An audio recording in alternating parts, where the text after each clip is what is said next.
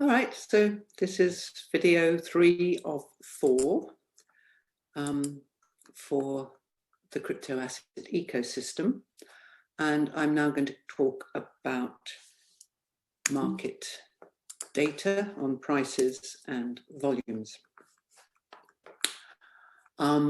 So there's some very free data sources. I've just mentioned 2. There's so many of them, but Crypto Data Download and CoinGecko are probably the ones that are best. They used to be more free, but they started charging now, but still from Crypto Data Download and CoinGecko.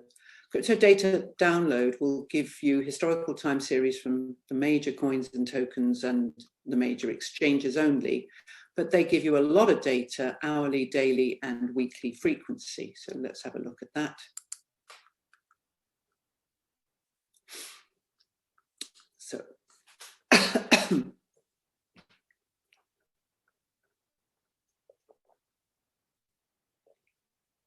where is it now?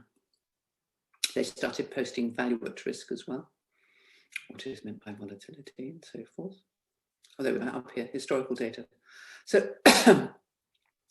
US and UK exchanges, Gemini, Coinbase, Kraken, Bitstamp, Bitfinex, so forth.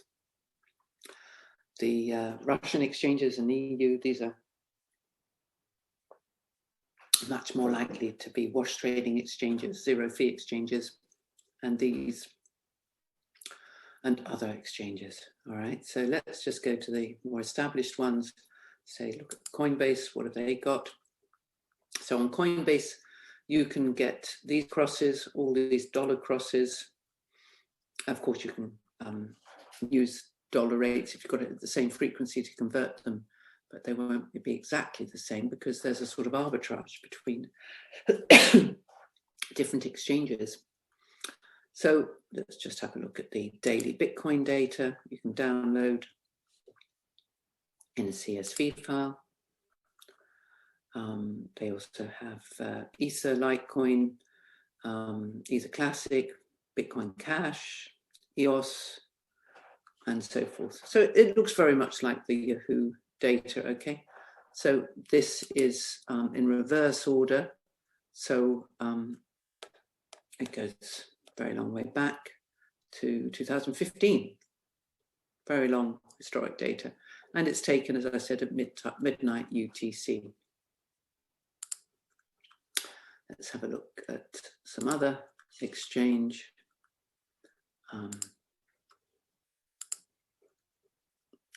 So if I look at, say, Exmo,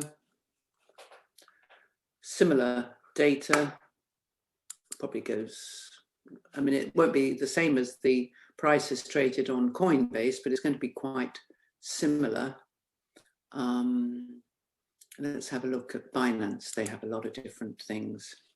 So here you can see the Bitcoin crosses, the Ether crosses. This is USD, but I'm actually, yeah, no, it's different here. It's USDT as well.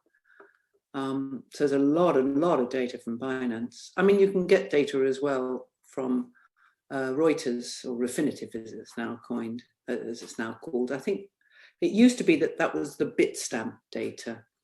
Let's have a look at Bitstamp. Asia Pacific is Bitstamp, I think.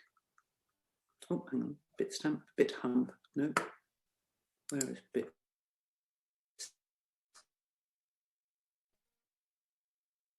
Data. Oh, it is.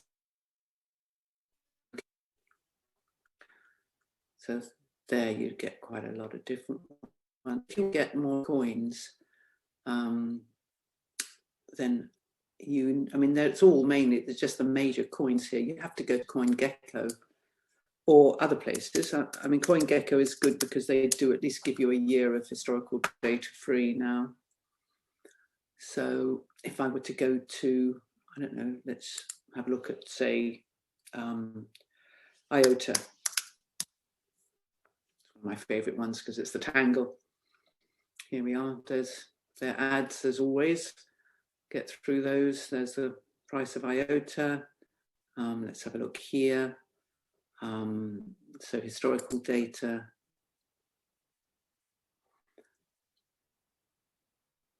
There we are. And you can download that historical data, export as Excel or CSV. But again, you'll only get a year. That's the maximum you can get. As far as I might be able to find more. So, good sources of market data. Now, when you see a price, it's one price quoted by a coin ranking site, for example, but the crypto compare price will be actually a price index. It's going to be a VWAP, volume weighted average price of prices from different exchanges.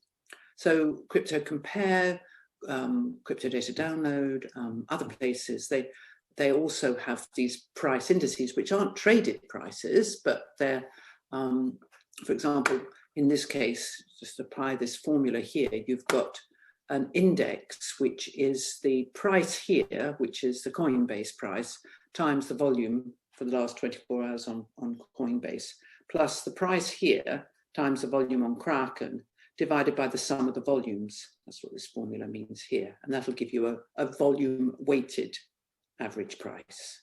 Okay, you don't just add that and that divide by 2.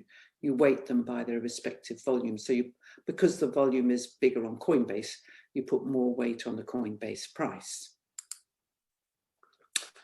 And the MVIS prices, they have a benchmark rate, which you can have a look at here, the specifications. It's a 1 hour volume weighted median price average based on 23-minute intervals. There are loads of these different things. That's the MVIS one, used for the exchange traded funds that it's launching on Bitcoin. And then there's the Bitcoin reference rate, which is what the CME use as the settlement price for the Bitcoin futures and so forth. So they're all over the place, these benchmark rates, they call them. And here's some research-led teaching, which is what we're supposed to be doing in your third year. You'll get plenty of your lecturers bringing in their own research to their modules. And in this case, I'm talking about my research with Michael Dakos, who used to teach this module. He's my oldest PhD student, as I said, nearly graduating.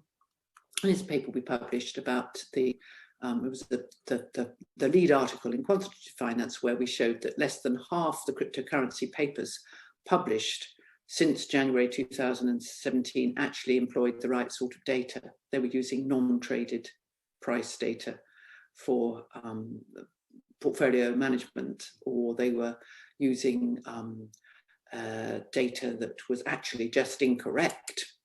We discovered this error in the coin Gecko prices.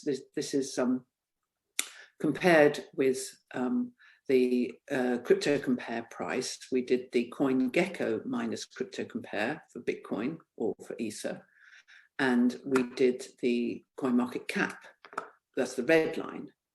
Now these price indices use different numbers of coins, so they're not going to be exactly the same. The VWAP prices are going to be slightly different, but they shouldn't be very different. But what we saw was that after January 2018, something really weird happened, and the coin Gecko prices were completely off for every coin. So we just showed Bitcoin and Ether here, but it was the same for Ripple and Litecoin and everything. So then we lagged the coin Gecko prices, and we found that they did fall into line with the coin market cap prices if we lagged them. And then we realized there was a sort of data error. And so what you have to do is you have to sort of delete one of the coin Gecko prices in the 1st of January, and then you get the right sort of data for the coin Gecko. I don't know whether they've corrected it now. They probably have, because we published this a while ago. It went online over about 18 months ago. So I should imagine that they have. We did write to them, of course, and we also wrote to other people that have been using incorrect data. Okay, so as well as an individual coin index, there's something called a crypto market index as well. I showed you the MVIS Bitcoin index, but MVIS also have market-wide indices, which they take price indices of Bitcoin, a price index for Ether, and a price index for 21 total coins, okay? Or it could be 400, that's the coin market cap one. Coin Gecko, they have 200 that's taken into the CRIX index. We'll talk about that. Then there's the Bletchley indices, BGCI indices, the Yahoo Finance Index as well. There's loads of these market-wide indices that you can have a look at. And how are they calculated?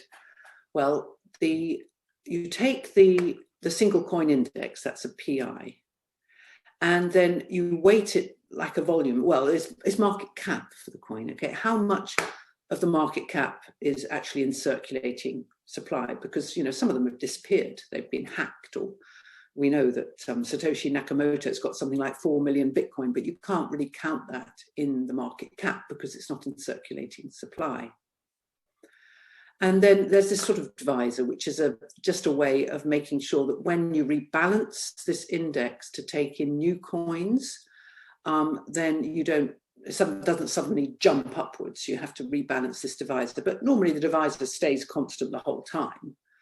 And it's only adjusted, like for the Dow Jones Industrial Average, which is also has a divisor that has to be changed when you change the stocks in that index. So, for example, if you want a market index with just the two coins, Bitcoin and Ether, and it starts on the 1st of November 2018, and then with the initial calculation on the 1st of November, say the price was 6377.78 with a circulating supply of 17.3 million Bitcoin. And on Ether, the price was 198.87 with a circulating supply of 102 million Ether. Then you could find your divisor by setting, say, if you want to start your index as 1,000 or 100 or 1, whatever you want to start it off at. Say we started off at 1,000. We would say that 1,000 was 1 over the divisor times this, and this gives us our divisor, so that we, going forward, say on the 12th, we then take the current prices and the current circulating supplies, and then we divide by that divisor. So if it was 1,000 on the 1st of November, then it would have been 1,014.32 on the 12th of November. So these crypto market-wide indices, Bitwise uses Bitcoin, Ether, Ripple, Bitcoin Cash, EOS, Stellar Lumens, and Litecoin. This may well have changed, by the way. This is taken from the paper with Michael. CCI 30 have 30 coins, so they probably still have these. They almost certainly have DOT and IOTA and quite a few others. Grayscale just have 5. And most of them, as I said, have Bitcoin, Ether, and Ripple. A lot of them have Litecoin. Tether is a strange one to have in the index because it's just pegged to the dollar. So maybe that has changed. Now, the CRIX index, which has a lot of different coins, uses CoinGecko data. And so we had exactly the same problem with the CRIX. So this is comparing the CRIX with the CCI 30, which we think is quite a good index, the CCI 30. And after 1st of January 2018, the CRIX went crazy. We don't expect this to be 0, by the way, because the CRIX has many more coins in it than the CCI 30, which only has 30 coins. So it's not going to be hovering around 0, this difference.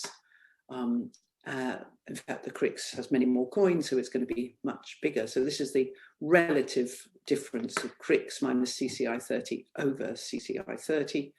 And you can see that as long as we lag the CRIX by taking off one of these points, then it doesn't go crazy after this, it falls into line. Okay, that's it for this video.